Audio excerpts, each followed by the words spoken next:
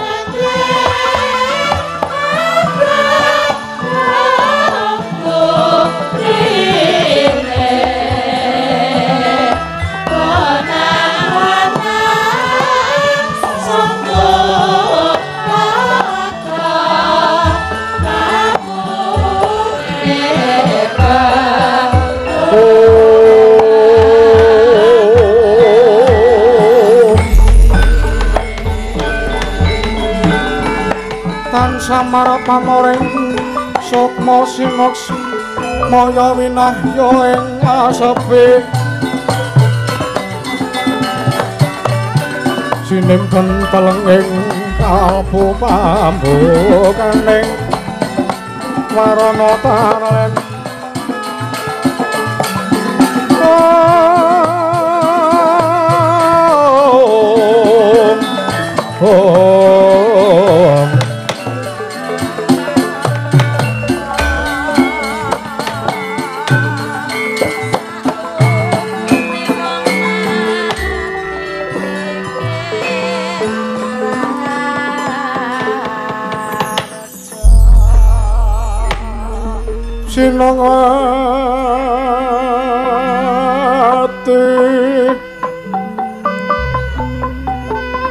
Sinawati jagat kinari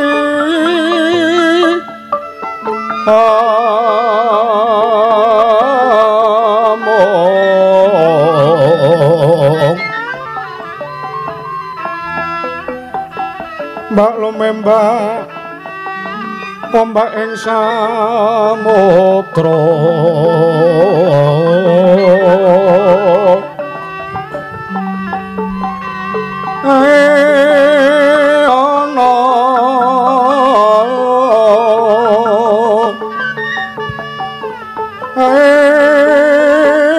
ana bali lumut amrek ganggang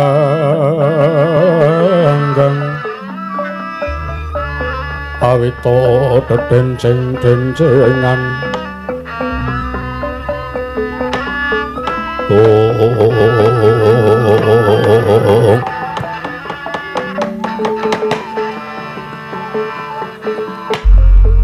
Diwang Sukmana pangadiri ana sasmi paning sejagat wasisaning Bathara Nun manggi Kanjeng Hyang Bisma, Hyang Resi Bisma. Boten kantun Kanjeng Rama Prabu Mandoraka, Kanjeng Rama Prabu Salya, Bapa Nembandurna, Kakang Adipati Karna, utaminipun Paman Pati Arya Sengguni. Sampun ngantos damel kagiat dun kujimaning manajing Andika Sami. Wontene ing abdi ipanjenenganing Senan Alindring Astina pun Prabu Duryudana. Amiji rawuh ing Andika Sami. Wonten praja negari Astina samangke Kanjeng Hyang. Wong Mas Nama Sidam saring bawana langgeng. Ya putra Prabu. Putra Prabu Jaka Pitana miji kelawan sowanipun Hyang ing ngetal kandha nggih. Senajan to dikaya ngapa mesti wae gawe kaget sotaning wong sepuh. Jernyatane iki dudu dinaning pasewakan teka padukuhan Putu Prabu Jaka Pitana. Amiji kelawan suwane para pujangga sartane para pinisepuh ana wigati apa? Oh, nuwun sewu nggih. Sampun ngantos damel kaget, tuwin sampun ngantos samangke anggen kula matur nyuwun dawuh tuwin nanjaken nungsung pawarta menapa ingkang dados wigatosipun anak Prabu Jaka Pitana. Ngawontenaken pasewakan sampun ngantos sakmangke damel cuaning penggalih paduka Angger Prabu. Pramila samangke kula aturi paring dawuh nggih. Angger Prabu Duryudana. Yayi Prabu nuwun mangke. Ingkang raka ing ngawangga ingkang kajibat dados senopati tartemtu kemawon kula sagah sartanipun prasetya wonten saklebeting manahipun ingkang raka ing ngawangga. Babakan anggen kula badhe nglabuhi tuwin sak biyantu dumateng kadang kula ing Astina. Wonten menapa Yayi? Nuwun mangke sinuwun. Damel kaget setanipun ingkang paman ing kepatihan. Nuwun sewu nggih. Mbok kula tak midhanget sabda pangandikanipun Angger Prabu Jaka Pitana. Wonten wigatos punapa teka sakmenika sanes dinten ing pasewakan. Teka ngawontenaken pasewakan kawula nun. Ya jagat pangestu ngoro. Nuwun mangke nggih. Sewu-sewu lepat aturipun ingkang Rama ing Mandoraka kula diageng pangaksami. Awit nuwun sewu.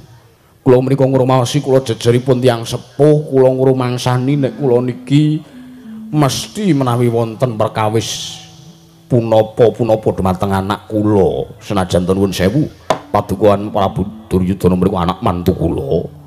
Nanging sampun kula rengkuh kados dene anak kula dhewe nggih. Pramila sumangga kula aturi paring dawuh wonten wigatos menapa sakmangke teka nglempakaken sangya para pinisepuh jagat pangesunggara. Nuwun mangki Kanjeng Rama Prabu Mandoraka. Sayekti anggen kula nglepaken sakjanipun para pinisepuh mriku. Awit sangka bebek jibak bingung kenganglengan manahipun Kang Putra. Boten saged bangkit pinambeng aturipun ingkang wayah pun Duryudana. Kanjeng Hyang kula menika bingung menggalih kados pundi sakmangke anggen kula badhe atur wangsulan dumateng duta agung saking para Pandhawa ingkang pungkasan inggih duta ingkang sakmangke mesthaken perang ageng Bratayuda dumados menawa boten. Lho, apa para Pandhawa wis ngutus sartane wis matah duta ingkang kaping 3 iki nggih Putra Prabu Jawun. Yatanipun Kang wayahipun Jaka Pitana sampun nampi nawala saking negaring Wirata bilih samangke Koko Prabu Ndarawati ingkang kudu dados duta. Minangka ngemutaken ingkang wayah ing Astina, Jovi panjenengan gagas, panjenengan penggalih ning atasipun kula menika nalindra Gung Pinethara, kula menika nalindra, kula menika mboten kateges, kula mboten eling teka kula badhe dipun emutaken kaliyan Koko Prabu Ndarawati. Lepatipun kang wayah wonten pundi? Kleru kula napa Kanjeng Hyang? Gosik nggih, gosik. Bareng pun yang midhanget pangandikane Putu Prabu Jaka Pitana ingkang mangkono mau, jebul tinemune lereke Putu Prabu Duryudana kuwi mung bingung. Kepiyanggone Putu Prabu bakal atur wangsulan nglawan Kadang Mindrawati ya Putu Prabu ya Kaki Prabu Kresna. Mangkene ya nggih mesti wae nadyan to poneyang iki ora disuwuni dawuh. Sartane ora ana atur ingkang ngeduga paduka angger Putu Prabu Jaka Pitana dawuh kelawan poneyang supayane poneyang matur nanging poneyang iki jejere wong tuwa. Mesti wae mangerteni kelawan apa kang dipenggalih kelawan kang luwih enom luwih Putu Prabu Duryudana kuwi sawijining nalindra ingkang mesti wae ana sawijining perkara apa wae mesti wae tindak sapecak tansah taren ana ngersanipun ing ngetal kandha mula kang saka kuwi aja kadok ati kajeron panampa aja mbok tampa kanthi lara ati ya nggih Putu Prabu poneyang ngetal kandha mung arep matur yen to sejati antarane Kurawa lan Pandhawa kuwi sayekti padha-padha lituras Barata padha-padha litrah Barata padha-padha getih Saptawarga ya mung wanti-wantine poneyang ngetal kandha poneyang iki mung njaluk supayane Putu Prabu Duryudana ngiman kekadangan antaraning trah Barata utamane Pandhawa lan Kurawa aja ngasih perang gedhe ingkang aran Bratayuda iki mengko dumadi. Mula yen to pamarayogane poneyang ngetal kandha nggih tak jaluk kanthi banget negara Ngastina sakwutuwe sartane negara Ngamarta sakwutuwe poneyang jaluk balekna ya nggih balekna kondurna ana ngarsaning para Pandhawa jernyatane wong atuwamu Prabu Dastarastra kuwi mung nampa titipan saka ngarsaning Prabu Pandhu Dewayana nalika sadurunge seda mula kang saka kuwi poneyang njaluk kelawan paduka Kaki Prabu Duryudana supayane aja ngasih mengko ana daret antarane Pandhawa lan Kurawa. Iya nggih, nuwun sewu. Nambahi pangandikanipun wa Penemban Bisma ngetal kandha babagan negari Ngastina lan negari Ngamarta ingkang dipun suwun supados sakmangke dipun pasrahaken lan dipun kunduraken wonten mangasipun para Pandhawa. Kula namung badhe nambahi sekedhik mawon, sekedhik kemawon. Rama Prabu Mandura kados pundi? Mesti mawon paduka angger Prabu Duryudana bingung menawi negari Ngastina dipun kunduraken dhateng mangasipun para Pandhawa, negari Ngamarta ugi dipun kunduraken dhateng mangasipun para Pandhawa, lajeng Kurawa satus badhe mapan wonten pundi? Anak ngaten to nggih? Nggih. Nak nggih. Sengara kelakon ning atase Kurawa mriku satriya-satriya agung panjenengan menika Nalindra Gung Binetara. Mosok nggih badhe ngontak to nggih. Kurawa menika kathah kadangipun. Lajeng kersanipun Kanjeng Rama Prabu Mandura kados pundi? Lah nuwun sewu. Kula menika ngrumaosi gandeng kula niki wis sepuh, kula niki wis tuwa. Nek kula dadi Nalindra, nek kula tesih mimpin sangganing para kawula wonten Praja Negaring Manduraka, gandeng raga kula pun sepuh, penggalipun ingkang Rama menika ugi saya tuwa saya suda. Pramila nuwun sewu. Sakmangke kula lila legawa lair lan batos negari Manduraka kula pasrahaken dumateng anak Prabu Duryudana, lajeng kula badhe lereh ke Prabon. Kula sakmangke badhe ngracut busana Kanalindran tumuli angrasuk busana kabrahmanan kinarya nebus dosa kula nggih. Nalikanipun kula nyedani dumateng para sepuh kula. Mekaten. Pramila sumangga negari Manduraka dipun ginakaken dening Marasata Kurawa. Bakenipun menika lho, empan papanipun perang ageng Bratayuda menika sampun ngantos kelampahan. Matur sembah nuwun Kanjeng Rama Prabu Manduraka. Nek pendapat kula ngoten niku. Pamrayogi kula ngoten niku. Duka sanese.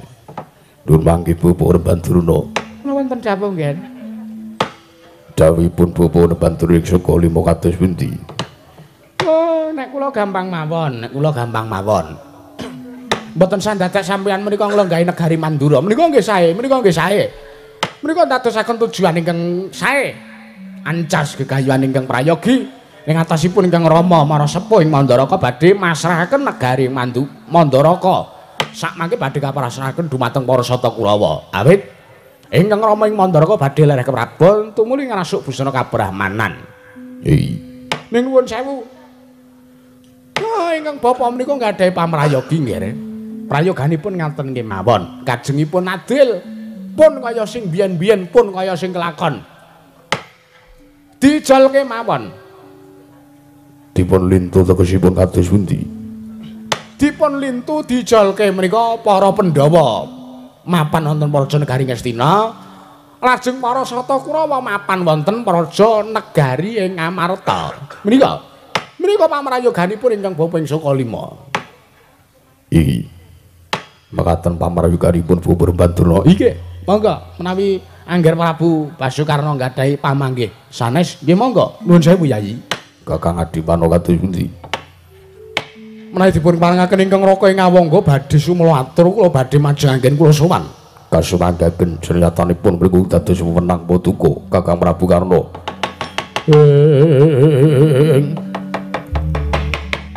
Capeng Karna mawinges winges katon lir landheping Trisula.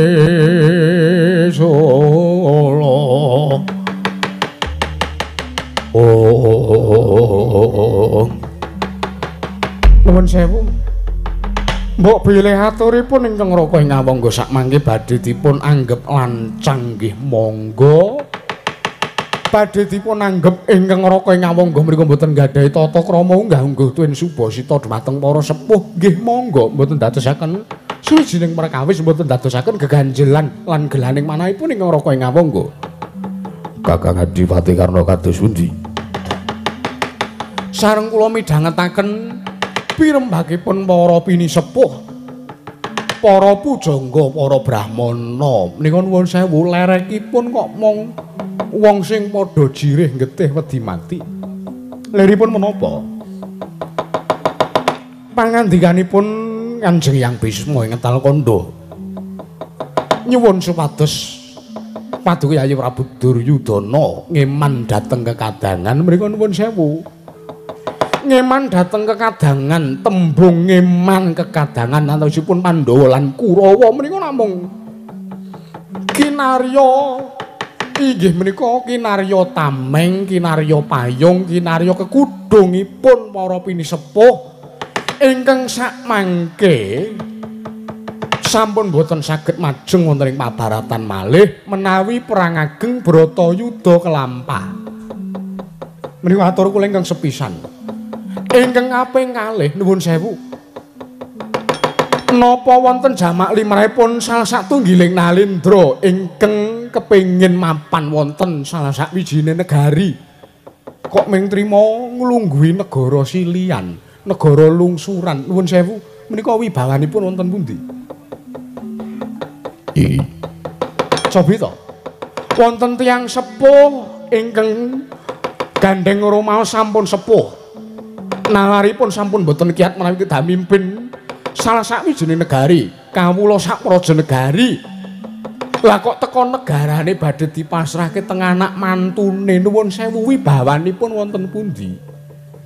Lumrahipun Nalendra lereh keprabon menika. Menawi gugur wonten ing Palagan, gugur wonten ing Mabaratan. Menika tumrapipun ingkang Raka ing Awangga. Menika aturipun ingkang Raka ing Awangga ingkang kaping kalih, lajeng ingkang kaping 3.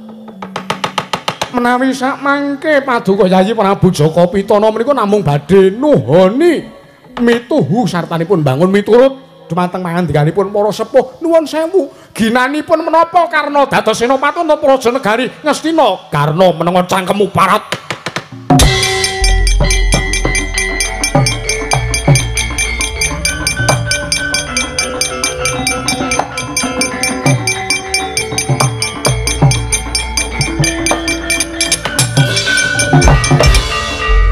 Jagat pangestu ngara Bathara jagat. Bareng tak rungokke aturmu sing dagik-dagik kaya mangkono kok sajak manaske ati. Karna. Aturmu ndrwili kaya grojokan teweteh kaya betece nembo pategalan.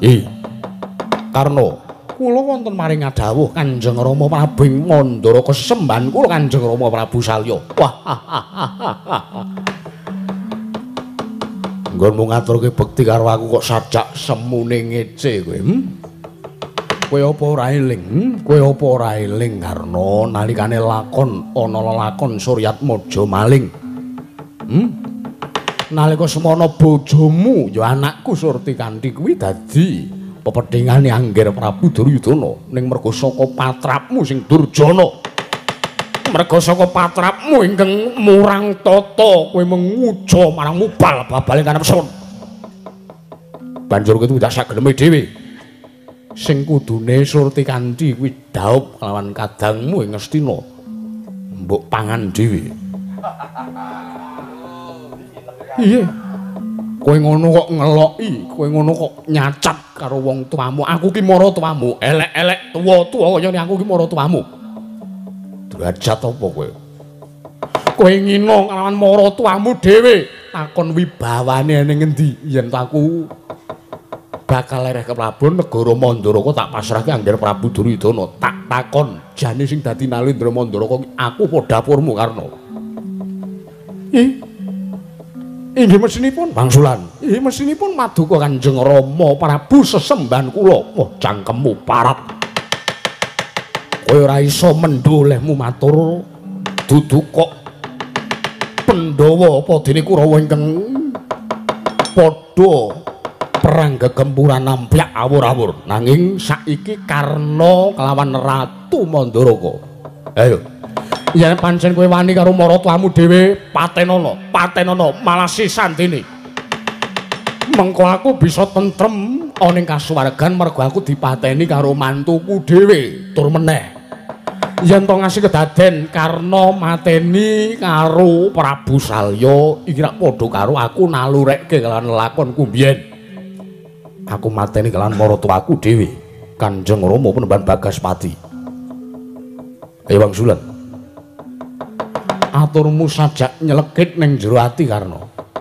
Sepisan luputmu sing banget gawe tatu mandes ning jero ati ingkang ora bakal iso ilang sawasure ngungkuli dicocok bojo lungit sepisan kowe ngina yen to aku ora duwe wibawa, yen to aku lare ke Prabon negara Mandara kok tak pasrahke Angger Prabu Duryudana kuwi sing sepisan.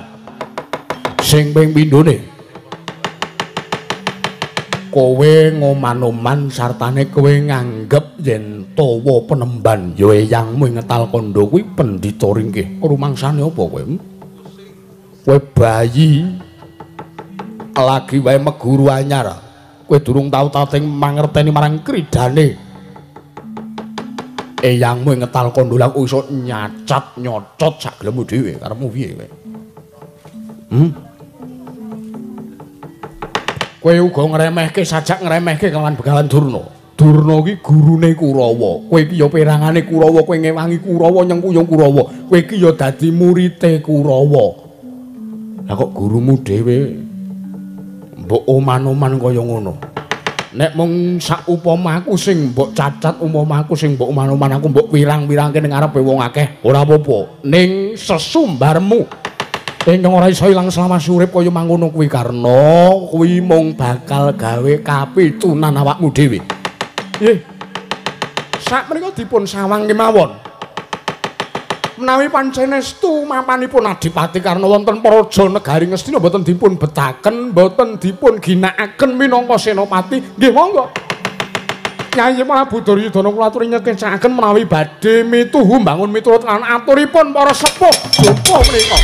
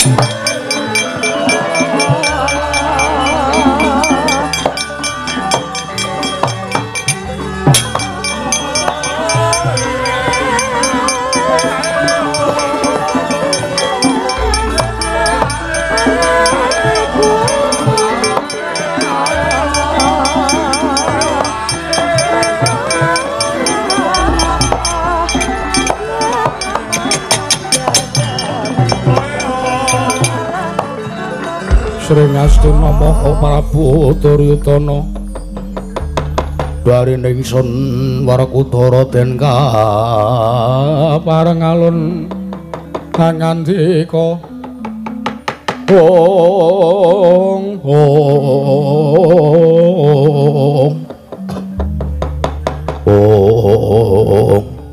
yo jagat pangestu Rama Prabu menika atus pundi malah saja Kakang Prabu karena kogel-kogelan manahipun wis ben anumpun kajengipun bocah ora kena kandhane kok ginanipun menapa mapan wonten negari Ngastina ginanipun menapa dipun patah dados senopati kalenggan senopati mboten wonten ginanipun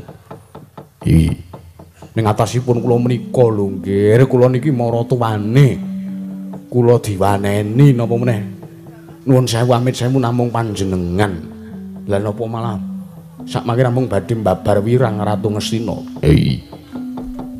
prayoganipun pun dipun papak praptaning dutaning agung kula sampun midhanget swantening kereta ingkang mrepeki wonten kedaton negari Ngastina paman kula aturi mrepeki marang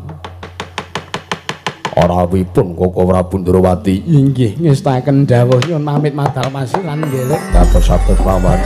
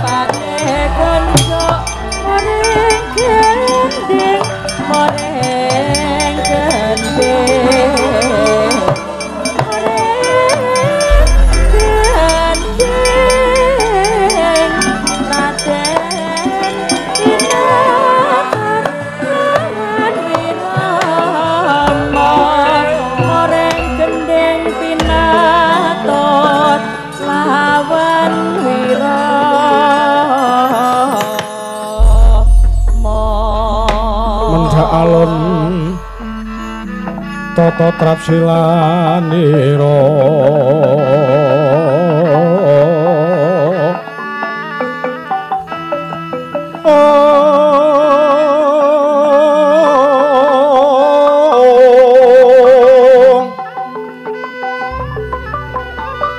ngajamaken astanira kalih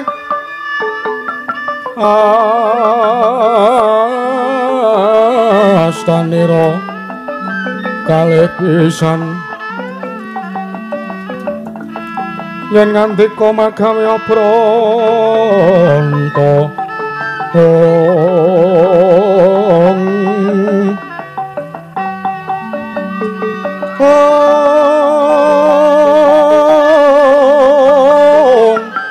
yen ngandika magawe pronto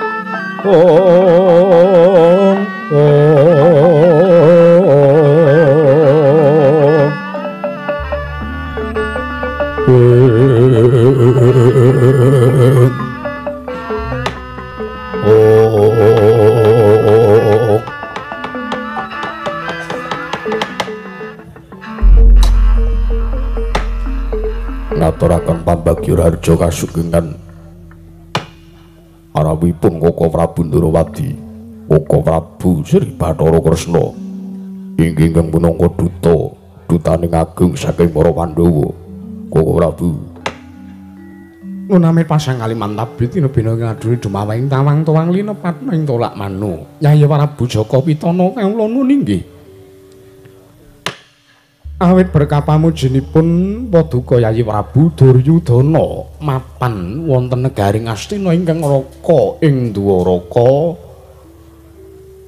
pinaringan karahayon widodha sawanipun ingkang raka ing Ndarawati boten manggilangan setunggal punapa tuwin pambagya raja sampun kunjuk wonten ngersanipun ingkang raka boten langkung ingkang raka ing Ndarawati ngaturaken salam taklim tuwin pudya pangastawa kula mugi kunjuk. Sampun sanget anggen kawula tampi damel bumbung cumeplong raos ing manahipun ingkang rayipun Jaka Pitana. Iya Yayi. Maratane Kakih Prabu Ndarawati nganti marang Karaharjan nggih Kakih Prabu. Eyang Resi Bisma Ngetal Kanda wilujeng sawan kula ngaturaken sembah. Lho. Lah kok teko Nalendra ngaturke sembah marang Pendhita Ngetal Kanda. Nuwun sewu.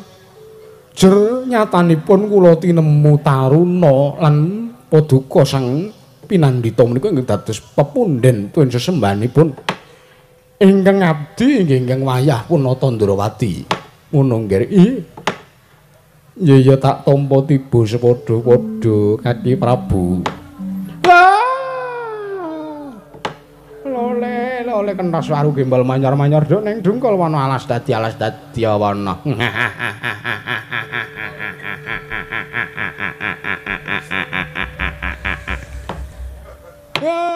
Anak Prabu Ndarawati, Bapa Penemban Durna. Nggih. Sampun le gumujeng sampun. Nggih. Sangka seneng kula nampi rawuhipun dutaning agung saking para Pandhawa kok nggih. Sampun. Menawi mengke ngancing dos pundi? Mboten. Niki sehere anyar kok sehere. Nggih. Kasugengan nggih wilujeng Bapak Remban. Aku yo tak melu guyu aku. Angger Prabu Ndarawati wilujeng rawuhipun Paman Prabu Mandaraka wilujeng sowan kula Paman. Lah inggih syukur. Nuwun mangke. Sewu lepat aturipun ingkang rayipun Jaka Pitana diagem pangaksami Koko Prabu. Yayi Prabu Jaka Pitana kula wonten timbalan. Sampun cetha nawul ingkang kula tampi saking Nayaka Praja negari ing Wirata inggih kawon Paten Dirbita. Bilih samangke ngaturaken nawul dumateng ingkang rayipun Jaka Pitana ingkang sawasipun Duryudana Kinen Toto samapta ing gati sawika ing diri anampi rawuh Paduka Koko Prabu ing Ndarawati minangka dutaning agung pramila samangke gandeng ingkang rayi sampun satata kula aturi paring sabda pangandika. Yayi Prabu inggih. Saderengipun sawanipun ingkang Araka ing Ndarawati ngaturaken sembah saking kadang-kadang Paduka. Inggih menika pun kadang-kadang kula ing Wirata sakmangke inggih menika pun kadang-kadang kula pun para Pandhawa gangsal kinen katuraken wonten ngersanipun Yayi Prabu Duryudana. Ngaturaken panuwun teka tasih emput kalawan kekadangan. Iya. Ndungkap angka kalih Yayi Prabu. Mboten wonten wigati sanesipun kejawi kula namung badhe nanjihaken. Menapa sakintenipun Paduka Yayi Prabu Duryudana sakmangke tetep cukeng adreng lan ngukuhi praja negari Ngastina mboten kondrawang wonten panguwasipun para Pandhawa menapa malah kosok wangsulipun negari Ngastina kaliyan negari Ngamarta sakmangke badhe dipunaturaken wangsul wonten panguwasipun para Pandhawa sakmangke kula namung sumedya ndederek dhateng menapa ingkang dados dawuhipun Yayi Prabu Duryudana menawi negari dipun masrahaken kula ngaturaken panunggun tanpa windan. Jer Paduka Yayi Prabu Duryudana sampun saged ngeman kekadangan Yayi. Nanging menawi negari Ngastina mboten dipun konduraken, duh iman saestu menapa ugi badhe kelampahan perang sedulur antawisipun Pandhawa lan Kurawa, Yayi Prabu.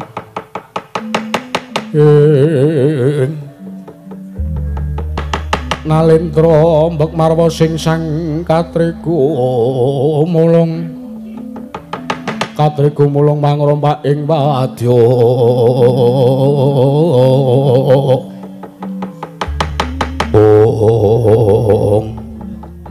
jagat wangi sungkara paman dari semburi kados pundi? Nggih mangga. Nek jan pengin tentrem nggih negari diwangsulke, negari dikondurke teng pangwasipun para Pandhawa. Ning nek pengin gecak perang nggih mangga mawon nggih. Ingkang gadhahi wewenang inggih menika babakan abang ijuning kawontenan Praja Negari Ngastina menika namung Paduka Anggir Prabu Jakapitana. Prabu wonten timbalan. Sareng kula petang, sareng kula penggalih, kula gelar lan kula gulung. Menawi ngantos sak mangke ingkang rayipun Jakapitana ngukui negari Ngastina tumunten perang ageng Bratayuda badhe kapan. Kula kinten boten badhe wonten kinanipun. Awit nuwun sewu. Perang menika wontenipun namung pati.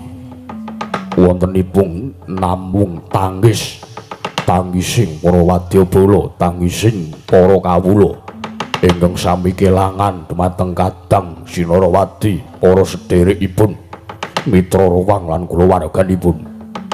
Pramila sareng kula petang kenging punapa Duryudana lha kok teka sak mangke namung ngingu ngopeni dhateng raos sembungsuhan.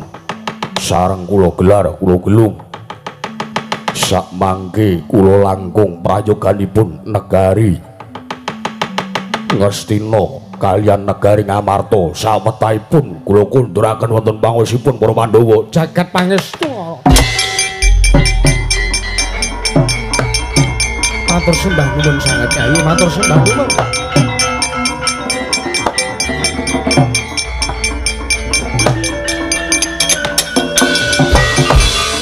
Ya jagat pangestu wayah Bathara jagat. Sumeplong rasing manahipun ingkang ngraka ing Ndwarawati.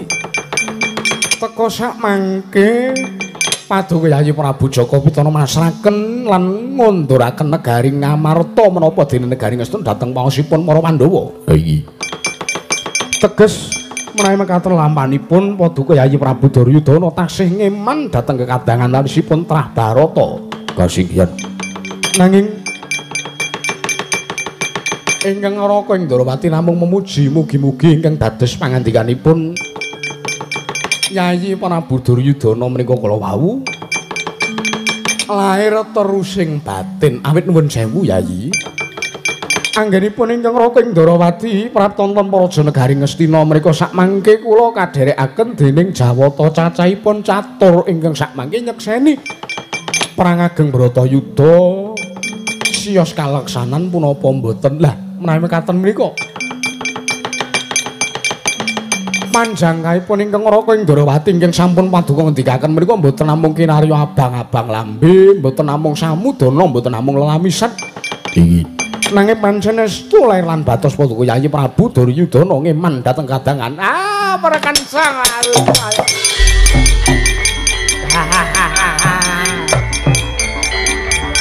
Ya.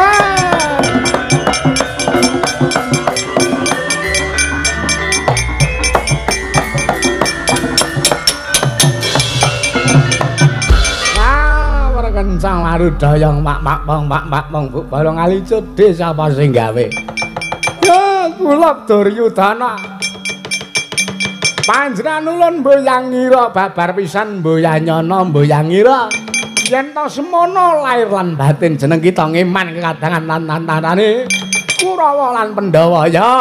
Yen mangkono Jawata nyekseni ya ngger perang Bratayuda ora sida kelakon. Perang Bratayuda wurung ulun kondur makayangan ger.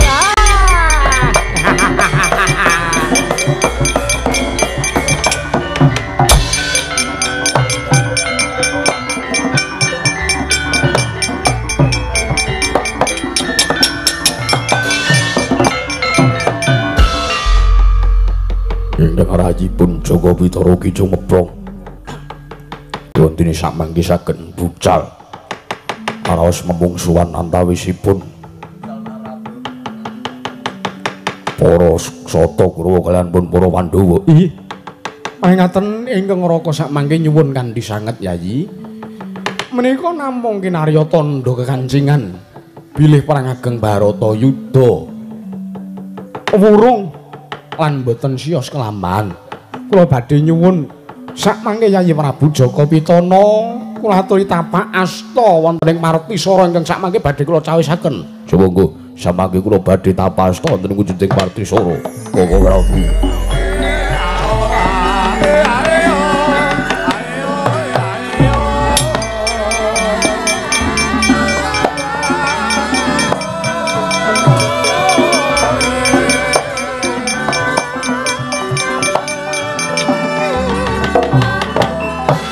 Dintreming Maradayana teng Astina Sang Prabu Jaka Pitana nalika semanten dupi mulat ponang Martisara inggih nawala kekancingan ingkang denaturaken dening Nata Ndrawati Sang Prabu Sri Bathara Kresna nalika semanten nata ing Astina Sang Prabu Duryudana kaya-kaya wong nandhang Sungkawa kaya-kaya wong nandhang Trenya saklebeting manah tumuli samangke netesaken Ponang Waspa tumetes wonten ing Bantala ngantos nelesi jlambrah kedatana Garing Astina nanging ewa semanten nadyanta trenyuh nanging jroning ati tansah gigit lan ngarep-arep besok apa bakal kedaden perang gedhe Bratayuda antarane Kurawa lan Pandhawa. Nadyanto ketok nangis Nadyanto netesake Ponang Waspa nanging nangising Nata Ngastina penangising Sang Prabu Jaka Pitana namung tangis lelamisan nalika semanten ya den cepeng Ponang Martisara datan den tapak astani dening Ratu Ngastina Ponang Martisara den juwing-juwing den suwek-suwek nalika semanten duka yayasinipi nata ing Astina Sang Prabu Duryudana wae.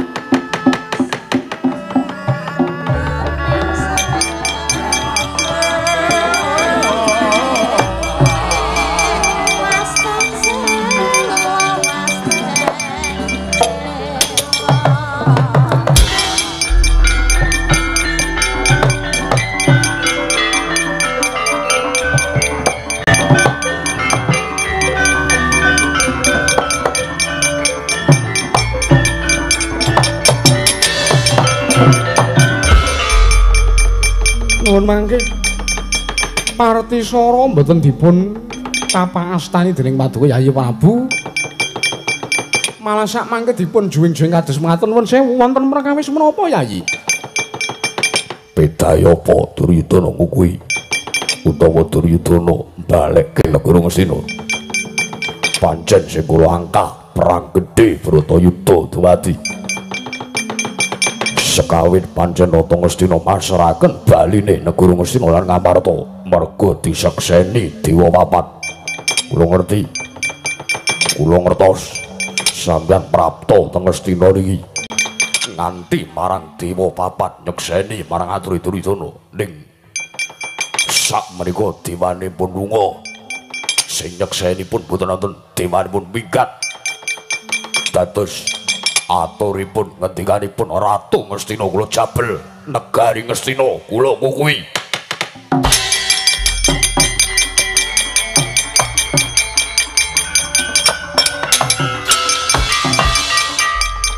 dintrem nata ing Dwaraka nalika semanten dupi midhanget pangandikanipun nata ing Astina kaya-kaya diwirangake nalika semono Giya damel karti sampe kanyipta wujuding satriya Jodipati niwas satur ing Madukara kang sayekti namung pangreka dayaning Sang Nata Kresna nalika semanten dupi wonten ing ngiring kananing Sang Padmanaba ana wujuding Werkudara cacah 1000 amundi gada rujakmala ingkang kaya-kaya arep ngepruk mestakane Ratu Ngastina Nalika semantene ngiring kananing Sang Nata Ndrawati ana wujude Sang Permadi cacah 1000 ingkang mentang langkap kaya-kaya arep ngranjap aragane Ratu Ngastina. Nalika semanten sumepet Kang Panon dawa kalenggak datane Mut Puladasena dadi royongan Ratu Ngastina wau. Aduh nuwun.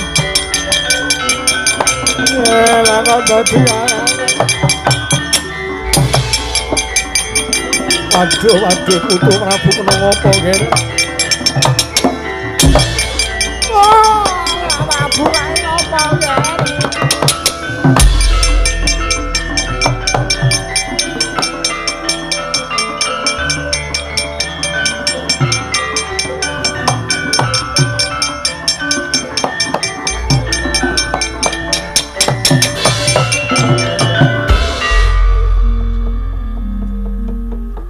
Sugeng rawuhipun nggih. Iya nggih paman. Pangestunipun. Nuwun sewu kok. Sajak girang gumuyu mriku. Wonten menapa? Walah. Ratu pinter kok ora kaya Kresna. Ratu lantip kok ora kaya Kresna.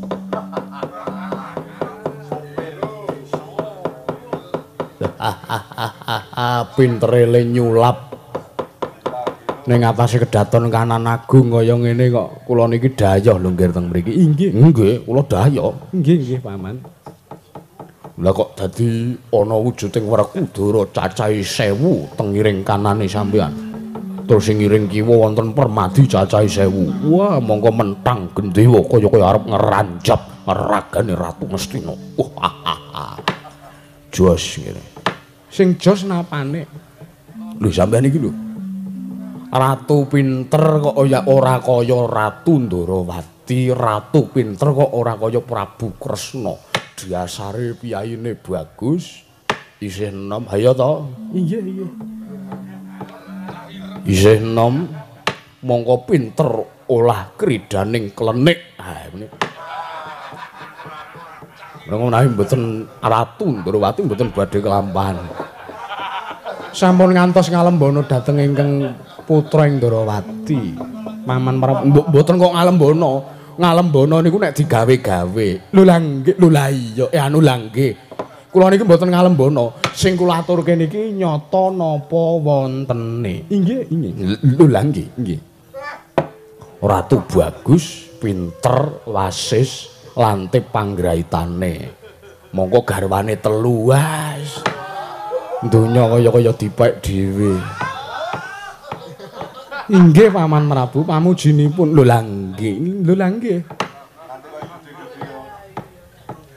Kula nek umpama isih enom kaya sampean, terus umpama kula wani ragate, kula nggih ajeng ndobel 3 kaya sampean niku kok nggih. Inggih. Ane nggih. Dos pundi? Kula niki umur kula niki ming tuwa. Bojo kae kaya ngapa ya ming.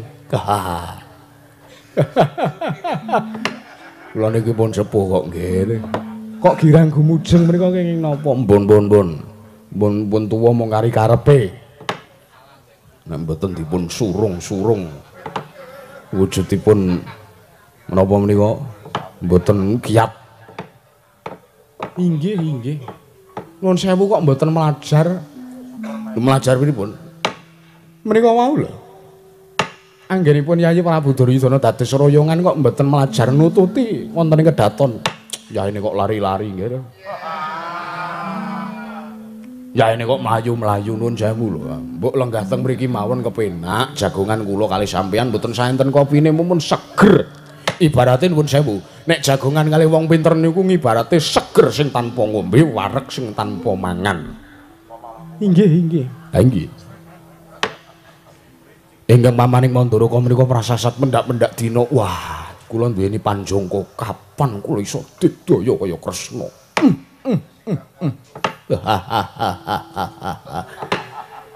Koine rak tesih to, Nggih. Napa? Iwak nika lho, koi. Kula keri dhewe iso anteng negara Ndrawati tesih sedasa. Nuwun sewu pangestunipun sakmenika kula gantos lele Paman Prabu. Oh gantos lele inggih. Sampun boten ngingah koi malih. Boten. Koinipun menika pindah wonten Bonang Panglajeng menika lho. Bonang penerus nggih bonang penerus ngoten mawon mboten dibasake Bonang Panglajeng. Kalian tiyang sepuh menika gunemanipun kedah mawi Subasita. Lho lha nggih inggih. Kutute sampean tesih nggih. Nuwun sewu sampun boten wonten. Lho, sakmenika gantos kelangenan menapa? Kula sakmenika nggadahi kelangenan pitik jago, Paman Prabu. Lho, pitik jago inggih. Bangkok inggih. Wah. Sak hobi kalih kula nggih. Wah, lah kok mboten kabar-kabar. Kula niku ket riyen niku ngopeni pitik jago. Inggih. Wingi rekane sing siji ajeng kula dol. Ming kirang 4.000 kok nggih, ming kirang 4.000. Mboten sida kedaden. Akhire kula wangsul. Inggih kula nyumuru pistorinipun Paman Prabu Mandaraka. Lah nggih kula niku gelo. Ana pakane larang lho, nggih. Pakane larang kok. Sida pitike direga murah niku. Rasane ngati kula mboten nuwun sewu tinimbang mengke gladra. Inggih. Kula niki ming arep takon. Nyuwun priksa punapa? Janjane perang gedhe Bratayuda niku sida napa mboten? Lho. Bab perkawis sida napa mbotene kula mboten mangertosi. Lho, nuwun sewu, wigatosipun Angger Prabu Ndarawati prapta wonten Praja Negari Ngastina menika napa? Nanjaken menapa Negari Ngastina dipun pasrahaken dhateng para Pandhawa menapa dipun kukuwi dening Yayi Prabu Duryudana. Lah kamangka niki mau dikukuwi. Inggih. Sampeyan ngerti piyambak? Inggih. Negari Ngastina dikukuwi. Nggih to? Nggih to. Inggih. Negari Ngastina dipun kukuwi. Lah teges menawi ngaten perang gedhe Bratayuda kelakon. Lah inggih mesti kemawon mekaten. Lah nggih. Pun cetha. Lah nek perang gedhe Bratayuda pun kelakon terus niki mengke sing menang sinten? Nuwun sewu kula menika sanes dewa. Kula menika sanes tiyang ingkang saged mangertosi dumateng saderenge winarah menika kula sanes titanging nggadahi kawasisan kados mekaten. Lajeng menawi limrahipun jamak lumrahipun menika menawi wonten paperangan menika ingkang menang ingkang sae lajeng ingkang kawon menika ingkang ala. Teges sing menang sing apik sing kalah sing ala. Inggih, kamangka nuwun sewu. Sing ala niki Kurawa, teges sing menang Pandhawa. Lho, nuwun sewu. Lah nggih mbok menawi ngaten. Lah, sampeyan niku karo wong tuwa kok jak arep ngapusi lho. Kula niki arep wong tuwa kula niki kula jeglongke kok nggih. Wong endi mawon sing dereng tau tate kula pangan. Eno panganan teng daerah pundi mawon sing dereng tau tate kula pangan. Kula niku pun wareg mangan gembalaning jagat legi asining kawontenan. Lho lah nggih. Lho lah iya anu lah nggih. Nggih. Pun dilajengke. Inggih. Dilajengke le rembugan. Ning nuwun sewu nggih. Saderengipun perang gedhe Bratayuda menika kelampan. Kula mung ajeng titip kalih sampeyan. Titip napa, Paman? Kula titip anak kula ing sawo jajar kalian Bumi Retalun anak kula nek kula sedewa nika lho nggih. Nika bocah lolo mboten gadhahi wong tuwa. Anak kula pinten tangsen anake Madrim nika lho nggih. Inggih. Badhe dipun titipaken kula aturi momong. Kok sampean mboten sedih to? Lho mboten. Sedih menika rak panjenengan mawi kula mboten. Nggih pun. Bagenipun kula titip anak kula loro kembar nika nggih. Kula aturi kula wentah nika lare lolo pun. Mung niku atur sing ajeng kula aturke. Kula dugekke kalian anak Prabu Ndarawati sak menika kula sampun saged sak pejagong pun nggih. Kula aturi nglajengaken pirembakanipun kalian anak Prabu Ngastina kula tak kundur teng Mandaraka. Kula sesek manah kula nyumur pikantuk kados mekaten menika nggih. Nderekaken mamana inggih.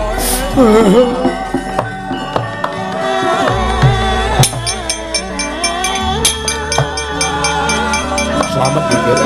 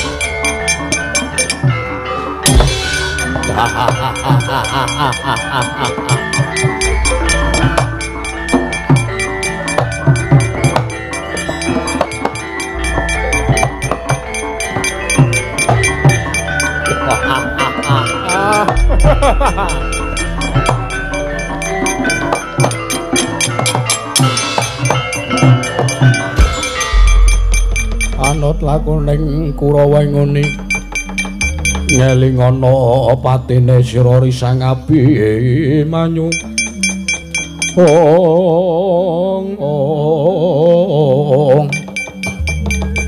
ong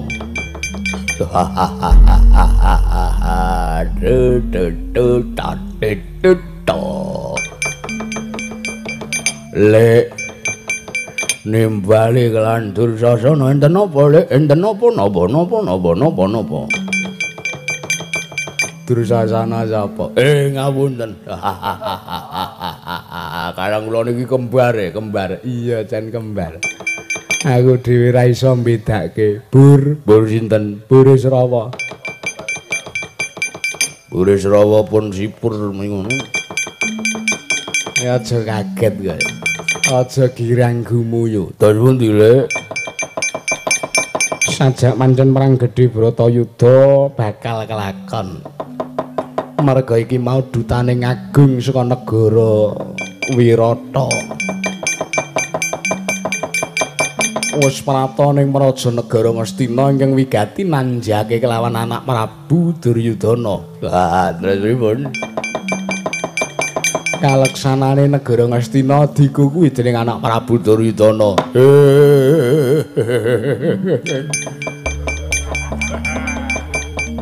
Jajar genjang trapesium persagi panjang. Seketika sama kaki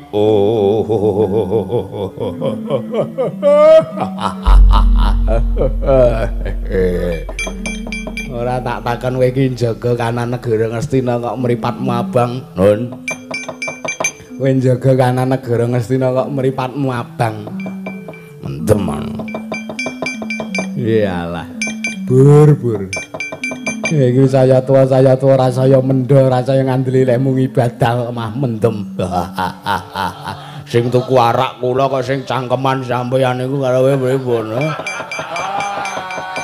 wong tuwa ora mikir langgo rolingan kalih kula napa pripun ra ning dudu kok perkara anak Prabu Kresna sing dadi dutaning para Pandhawa ning napa sing arep tak omongke karo kowe. Sawangen. Sawangen ning alun-alun kae. Ana wujuding kreta kaya kreta Kyai Jaladara. Sawangen ning nggon pakusiran kae sapa?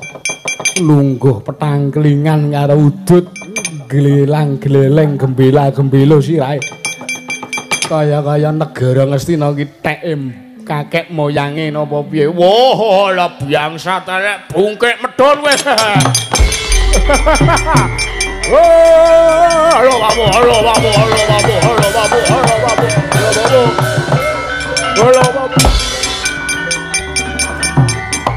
asem ora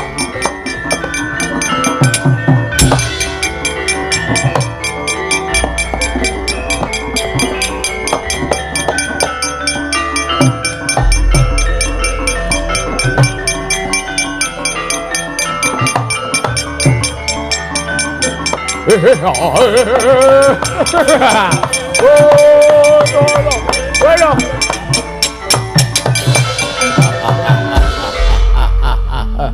Ora bocah nek murang toto. Sak geleme dhewe kaya ngono.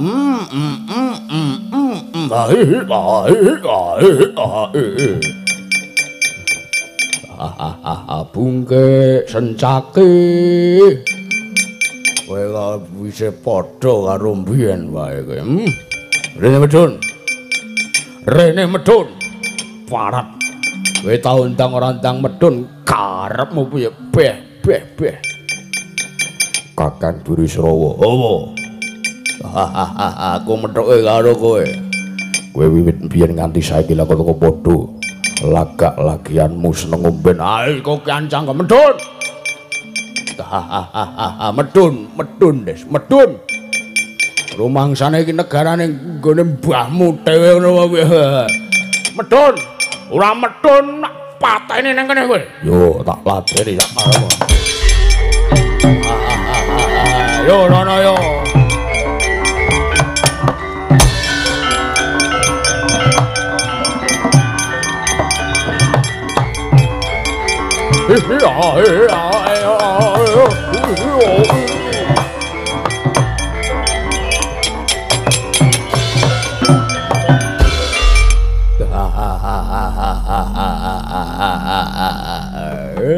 Kowe kaya mbiyen. Brengosmu ora tau tok cukur kandele ra jamak-jamak. Aku kok nganti tekan dengkul-dengkul kuwi. Wah, ayo. Brengose ra tau dikethok kok ngono ya melu-melu ora dikethokke karepmu kepiye. Ora sakokean percika. Aku ning kene nderekke marang Koko Prabu Ndrawati. Ora nak Koko arep nantang gelut karo kowe kok. Ngeling aku karo kowe iki jaman biyen iki seduluran. Jaman biyen aku ngeplak sirahmu, kowe genti ngeplak sirahmu terus awake dhewe ngombe bareng, rolingan bareng, mendem bareng, mudhar bareng, kewer bareng. Saiki apa kowe ra kangen momen-momen kaya ngono kuwi? Aku wis ninggal marang tumindak nista. Alah, gumbal. Aku saiki maneg wong pujo, manembang ngersane Gusti. Tai apa piye? Sak diapurmu iku semuci-suci. Nyok diombe. Oh ya. Tukoke ngoyo-oyo. Iki le tuku ning outlet Badranaya kek. Diombe. Diombe, dibuka tutupe. Ah. Tangane nyekel gendul. Nah, cekel cek. Nah. Tuh. Ayo minimal belingan ngene iki, Manson, tequila, vodka. Nyebut merek ya ben. Sopo ngerti dadi brand ambassador. Ayo diombe. Diombe bungke. Kakang Burisrawa ora teges aku nampik kang dadi pewaringanmu, nanging aku wis ora wani. Diombe.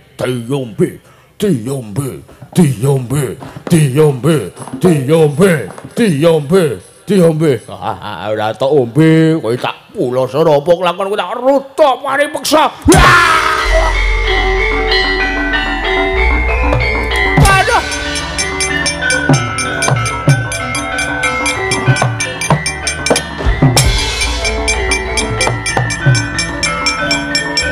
Ayo.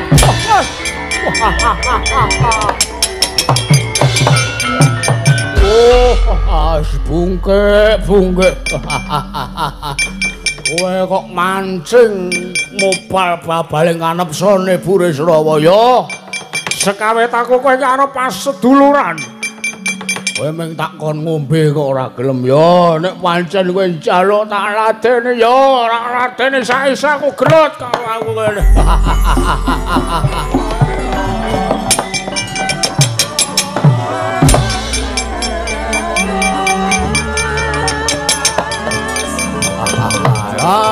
Yo, hei, awas kowe. Aduh, oi.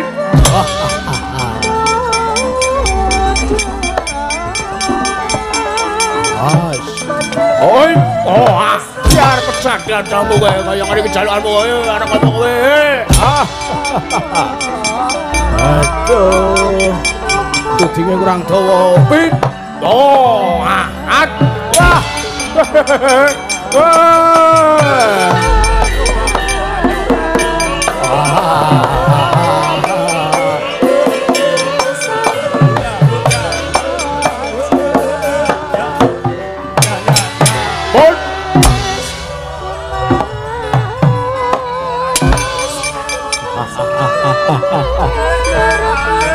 Kurang karo mendem ngene iki enak tenan.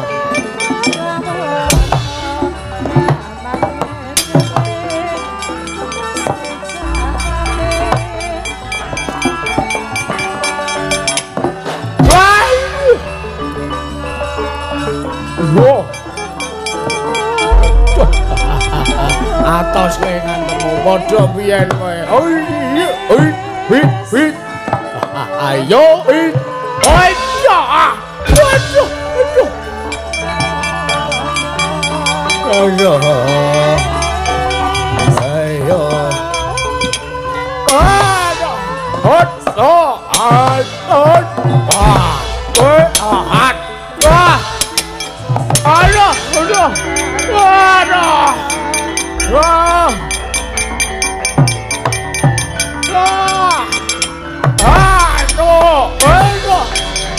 Waduh. Ayo.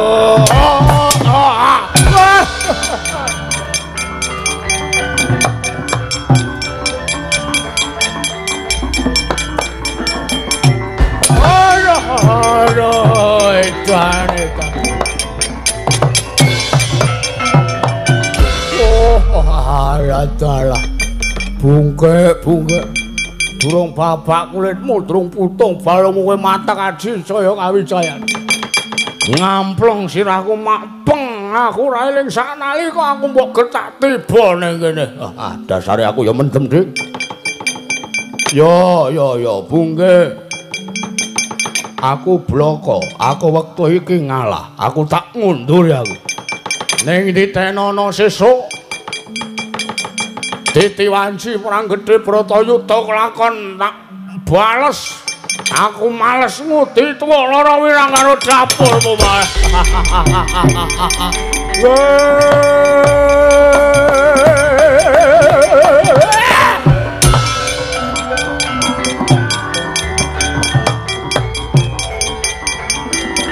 ayo Kresna dikruyo ayo Kresna dikruyo kruyo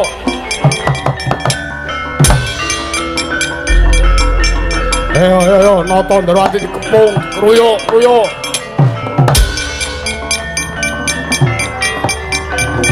Ayo, digerobot. Selawi. Ya.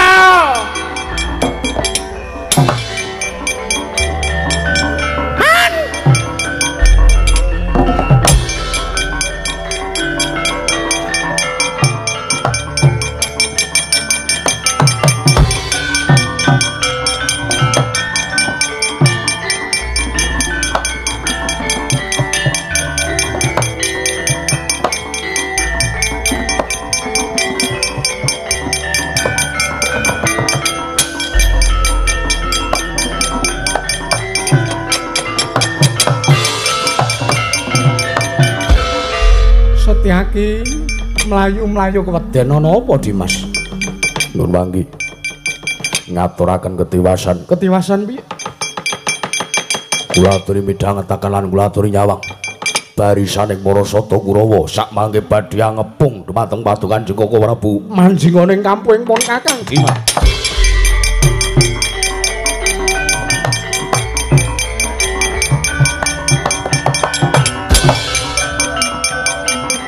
Ayo, dikurung. Aja dikendhani. Ayo. Keruput, Kresna, keruput. Ayo, keruput. Ayo, dikeruput. Aja dikendhani, ayo. Oh, rumangsane kecekelan nang manungsane, oh. Aku tak melu ngrubut aku. Modar ora kowe, modal ora kowe. Kresna wis kecekel Kurawa ngene iki ora iso piye-piye. Mung kari tingil-tingil sikile utak-utik.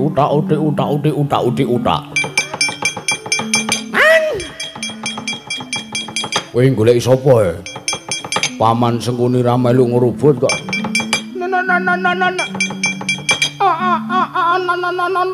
Ratu iki kok tangane ambune kecil aja, Pak. Kuwi tanganku ya, Nyuk. Aku bal tapi oleh tak aku lak iso jiji. Ayo Kresna dikur, Ayo. Dikerobot, dikepung, ayo. Ojo enopa.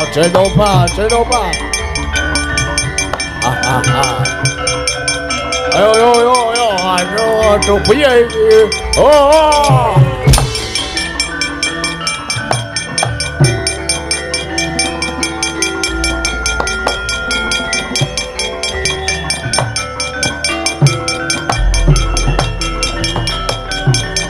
Digerobak, ayo.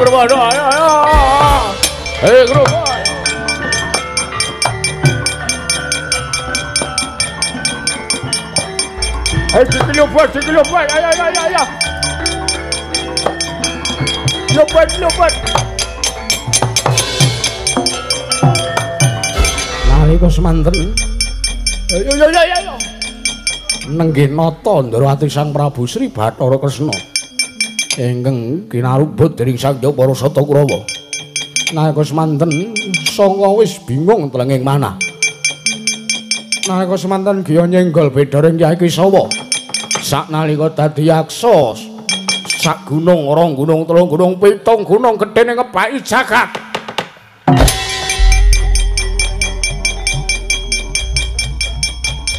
Ayo, gerobak.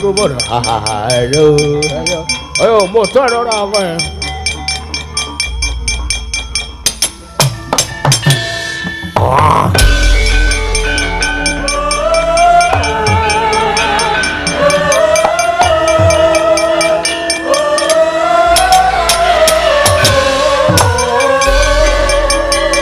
Ayo, gerobak.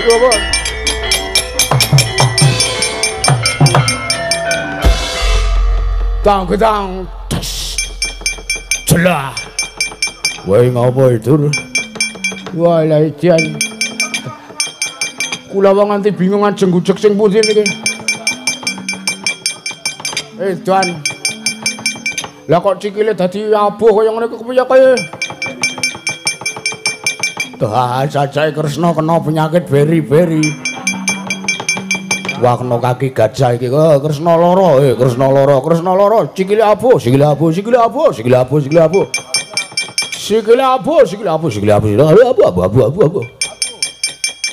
Cah. Kok kula kepoyong.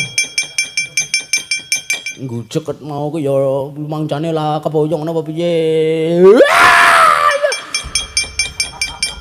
Wah, ngopo kowe bocah kok bengok-bengok. Kurawa rada gelem minggat. Seplake putih pamuwae kare dadi.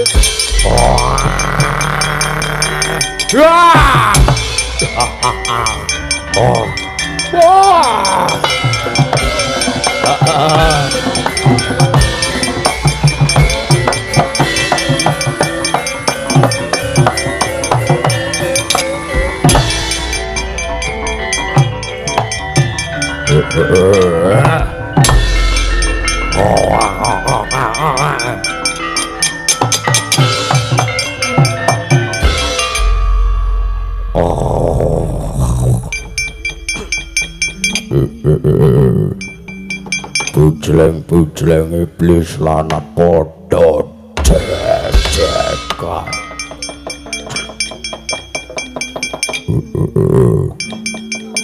Kurawa kadung ngroyo karo Ratu Ndrawati, Sengkara isa slamet uripe.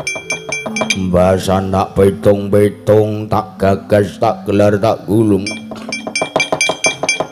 Jebul tinemune ingkang marai gorok, ingkang marai rusak kanan lan tatanan jagat iki ora ana liya kejaba mung negara Ngastina. Ora keparat. Dene buangane mung dadi rebutan antarane Pendholan Kurawa negara Ngastina ora untal marang. Oi.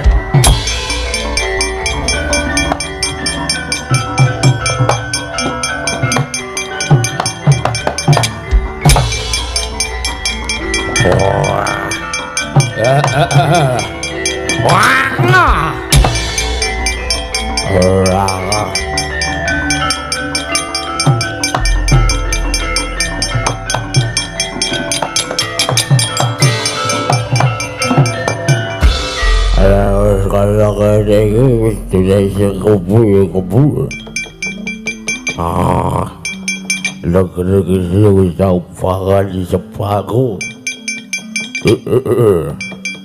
Bakal jadi bakal bukti kita putar rupanya tak ondale. Nata Ndarawati lemah ya lemah. Tadi kajangan ini kepiye aja. Bocah kaya ora. Ayo. Ayo. Ayo.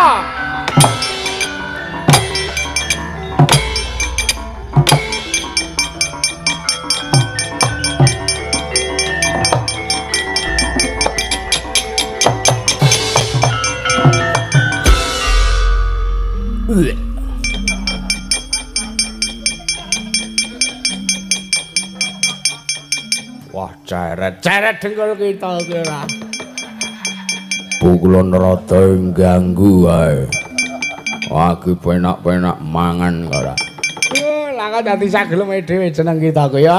Aja kok negara Ngastina sing jeneng kita untal. Natian jagat saiki jeneng kita untal. Mesti sedeng tekan waduk kita. Kersanipun pukulan kados pundi? Rajuta ya raja kaya ngono ulun bakal dawuh lanjut nang kita, Gera.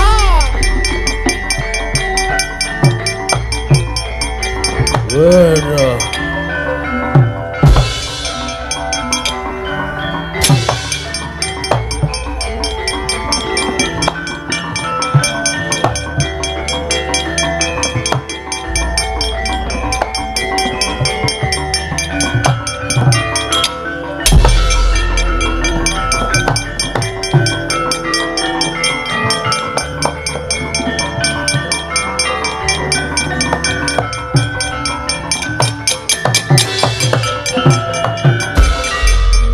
Sewu lepat tumindhaipun ingkang wayah punata Ndrawati kula nyuwun pangapunten Bu Kulon. Ya bener neng Bu, ya bener. Ngono ya ngono ning aja ngono.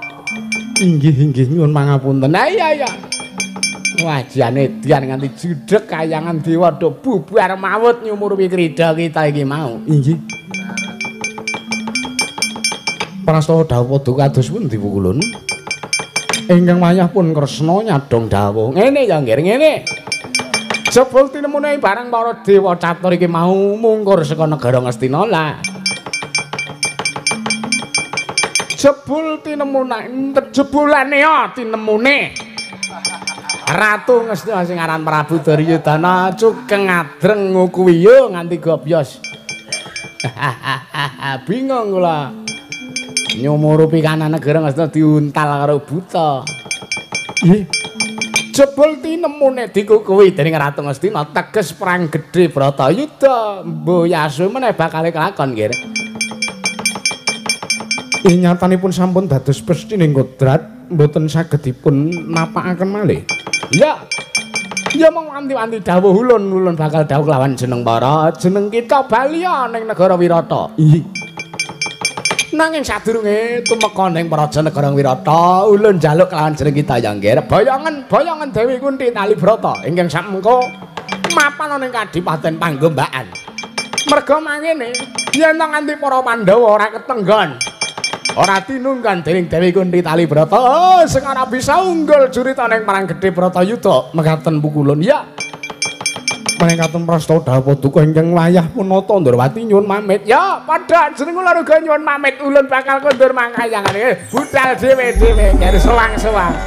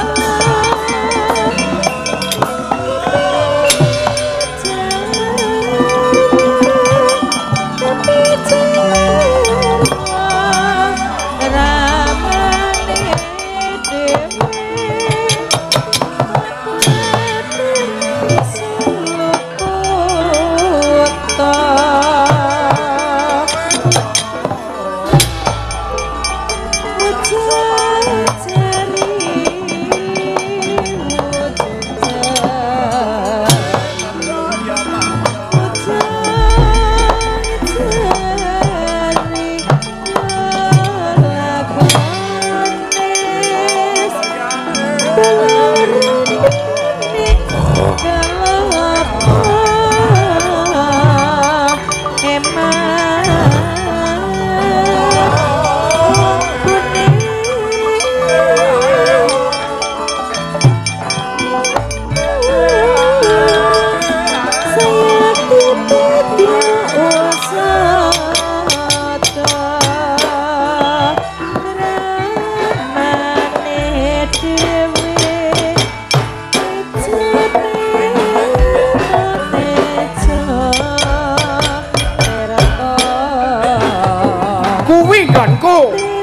Wijaya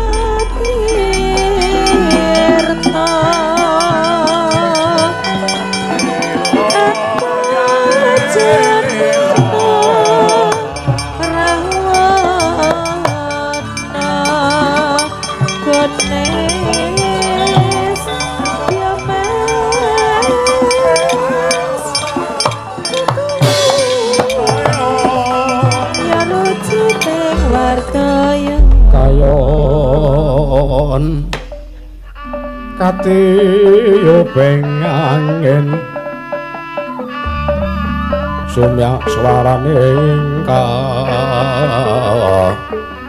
urung jeban togok wonten dawuh sinuwun bilung kula Bos nimbali ingkang abdipun pur bilung. aja kaget wetak awe ana ing negara Guwa Simangleng kersanipun sinuwun Prabu Kala Srenggi kados pundi aku kuwi bingung Gek nggonku dadi nalendra ning Raja Negara Guwa Simangleng iki wis mataun-taun aku dadi nalendra Gung Binatara nanging uga aku durung mangerteni marang sapa kang dadi sudarmane Prabu Kala Srenggi. Togok kula wonten dawuh bilung Kula apa kira-kira kowe ngerti merga kondange ngakeh nyebutake kowe kuwi titah ingkang wis warep mangan gempalaning jagat legiasining kahanan.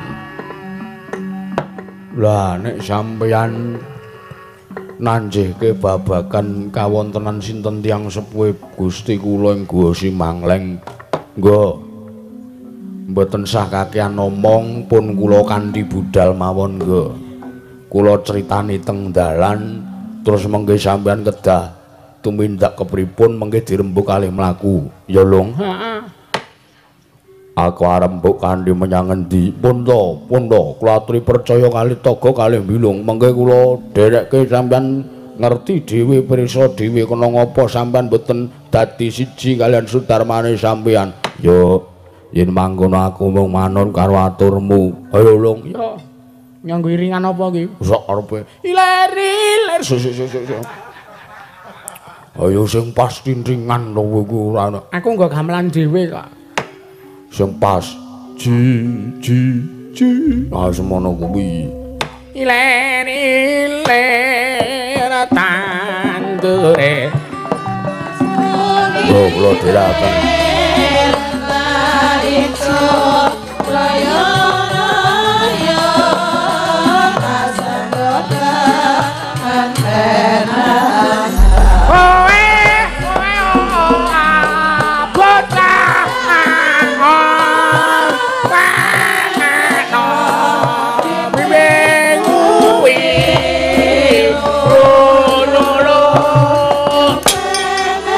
bener ya kanggo